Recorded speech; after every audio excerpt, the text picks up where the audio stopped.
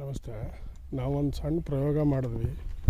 ಎಲ್ಲದಕ್ಕೂ ಒಂದು 100 ml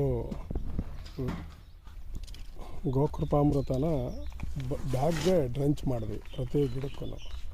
ಅದಾದ 1 ತಿಂಗಳಲ್ಲಿ ಗಿಡ ಹೆಚ್ಚು ಕಡಿಮೆ 1 ಅಡಿ ಅಷ್ಟು ಎತ್ತರಕ್ಕೆ ಚಿಗುರುಗಳೆಲ್ಲ ಬಂದಿದ್ದಾವೆ ಈ ಲೈನ್ಗಳಲ್ಲಿ.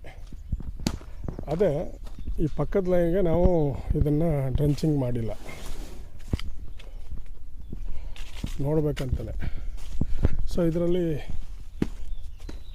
ಈಗ ಎಲ್ಲೆಲ್ಲೋ ಒಂದೊಂದು ಚಿಗುರು ಕಾಣಿಸ್ಕೊತಾ ಇದ್ದಾವೆ ಹೊರತು ಇದರ ಥರ ಮಾಸಾಗಿ ಚಿಗುರು ಬಂದಿಲ್ಲ. ಸೊ ಡಿಫ್ರೆನ್ಸು ಈಗ ಜನಕ್ಕೆ ಅರ್ಥ ಆಗ್ತಾಯಿದೆ ಅಂತ ಅನ್ಕೋತೀನಿ.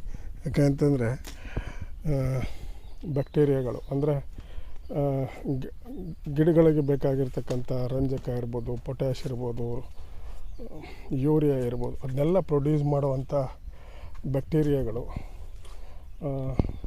ಗೋಕೃಪಾಮೃತದಲ್ಲಿ ಸಾಕಷ್ಟು ಪ್ರಮಾಣದಲ್ಲಿ ಇರೋದರಿಂದ ಅದನ್ನು ಪ್ರೊಡ್ಯೂಸ್ ಮಾಡಿ ಈ ರೀತಿ ಗಿಡ ಚೆನ್ನಾಗಿ ಬೆಳೆಯೋದಕ್ಕೆ ಲಘು ಪೋಷಕಾಂಶಗಳು, ಪ್ರಧಾನ ಪೋಷಕಾಂಶಗಳು ಎಲ್ಲವನ್ನು ಆ ಮಣ್ಣಲ್ಲೇ ಇರುತ್ತೆ. ಸೊ ಅದನ್ನು ರಾಸಾಯನಿಕ ಕ್ರಿಯೆ ಮುಖಾಂತರ ರಿಲೀಸ್ ಮಾಡಿ ಗಿಡಗಳಿಗೆ ಬೇಗ ಸಿಗೋ ರೀತಿಯಲ್ಲಿ ಮಾಡಿರೋದು ಇಲ್ಲಿ ಸ್ಪಷ್ಟವಾಗಿ ಕಾಣುತ್ತೆ. ನಾವು ಇದು 1.5 ತಿಂಗಳಲ್ಲಿ ಮಾಡಿರ್ತಕ್ಕಂಥ ಒಂದು ಪ್ರಯೋಗ. ಸೊ ನಾವು ಸುಮಾರಕ್ಕೆ ಮಾಡಿದ್ವಿ ಆ ರೀತಿ.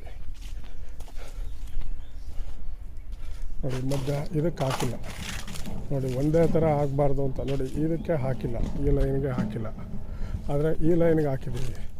ಸೊ ಇದರಲ್ಲಿ ತುಂಬ ಚೆನ್ನಾಗಿ ಚಿಗುರುಗಳು ಕಾಣಿಸ್ತಾ ಇದ್ದಾವೆ ಇದರಲ್ಲಿ. ಮತ್ತು ನಾವು ಇದಕ್ಕೆ ಹಾಕಿಲ್ಲ, ಇದರಲ್ಲಿ ಇಲ್ಲಿ ಒಂದೊಂದು ಕಾಣಿಸ್ತಾ ಇದ್ದಾವೆ. ಸೊ ನಾವು ಬಿಟ್ಟೇ ಮಾಡಿದ್ವಿ, ಯಾವುದಕ್ಕೆ ಹಾಕಬೇಕು ಯಾವುದಕ್ಕೆ ಹಾಕಬಾರ್ದು ನೋಡೋಣ ಅಂತಲೇ. ಸೊ ಈಗ ಮತ್ತೆ ಇವಕ್ಕೆಲ್ಲ ನಾವು ಡ್ರೆಂಚಿಂಗ್ ಮಾಡಿಸ್ತಾ ಇದ್ದೀವಿ. ನಮಸ್ತೆ. ನಾವೊಂದು ಸಣ್ಣ ಪ್ರಯೋಗ ಮಾಡಿದ್ವಿ. ಎಲ್ಲದಕ್ಕೂ ಒಂದು 100 ml ಗೋಕೃಪಾಮೃತನ ಬ್ಯಾಗ್ಗೆ ಡ್ರೆಂಚ್ ಮಾಡಿದ್ವಿ ಪ್ರತಿ ಗಿಡಕ್ಕೂ. ಅದಾದ 1 ತಿಂಗಳಲ್ಲಿ ಗಿಡ ಹೆಚ್ಚು ಕಡಿಮೆ 1 ಅಡಿ ಅಷ್ಟು ಎತ್ತರಕ್ಕೆ ಚಿಗುರುಗಳೆಲ್ಲ ಬಂದಿದ್ದಾವೆ ಈ ಲೈನ್ಗಳಲ್ಲಿ. ಅದೇ ಈ ಪಕ್ಕದ ಲೈನ್ಗೆ ನಾವು ಇದನ್ನು ಡ್ರೆಂಚಿಂಗ್ ಮಾಡಿಲ್ಲ, ನೋಡಬೇಕಂತಲೇ. ಸೊ ಇದರಲ್ಲಿ ಈಗ ಎಲ್ಲೆಲ್ಲೋ ಒಂದೊಂದು ಚಿಗುರು ಕಾಣಿಸ್ಕೊತಾ ಇದ್ದಾವೆ ಹೊರತು